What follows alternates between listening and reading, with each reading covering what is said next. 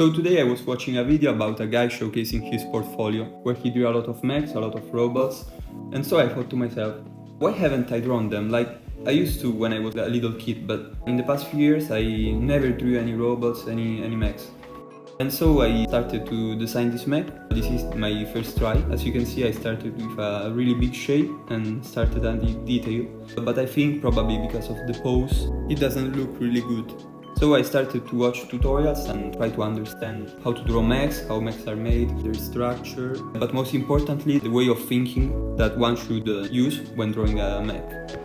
As you can see, this tank head looks a lot better. For this design I found some really cool references that should pop up in the screen right now. As for the little arms or the tank parts. Here I started to draw more from imagination, as I started to merge the concept of a tiger with the concept of a car. Here I tried to merge a car and a capybara, but it started to look too much like a T-Rex, as I was influenced by a video about a guy making a mech from a T-Rex and a Land Cruiser. This is a crucial part of the development of my line of thought.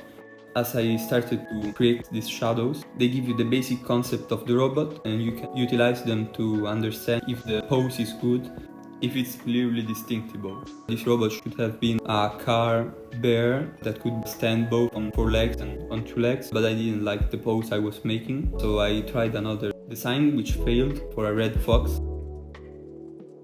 Then I got my first big hit, that was this robot that has the function of keeping the plant in the sun, which also powered the robot.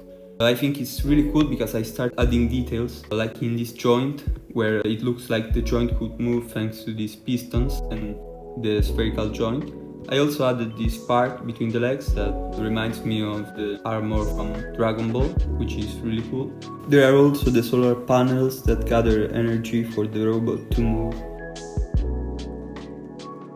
Here I mixed a teacup with a monkey to make a robot, and this was a success, as I think it looks really cool and it was all from imagination. So I started to adjust my way of thinking to the way of thinking of designing mechs.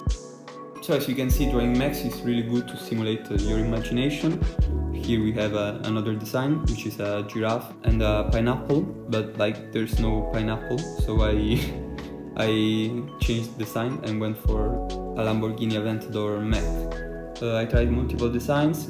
Here I wanted to make something maybe more in the style of the military with cannon under it, but then I changed the idea and I tried maybe one with only one leg, but then I decided on a more anthropomorph one. So as you can see, drawing mechs is really good to stimulate your imagination, as you have to think a lot before drawing, trying many different possibilities. It also forces you to think in 3 dimensions and it makes you practice perspective, because if you fail perspective, there are no curved lines that will save you. Also, drawing mechs, you will test your anatomy and your knowledge of basic shapes, as the organic flow of forms, like in the limbs, is really similar. It mimics human and animal anatomy. We also have a really strong component of problem solving, as you may face a lot of problems when designing a mech, like how do I make a joint that looks like it could work, and so you have to think a lot. You have to focus on details. As you can see, I focus a lot on details. These yellow parts, they are pistons. You have these like oil tanks, the pistons of the engine.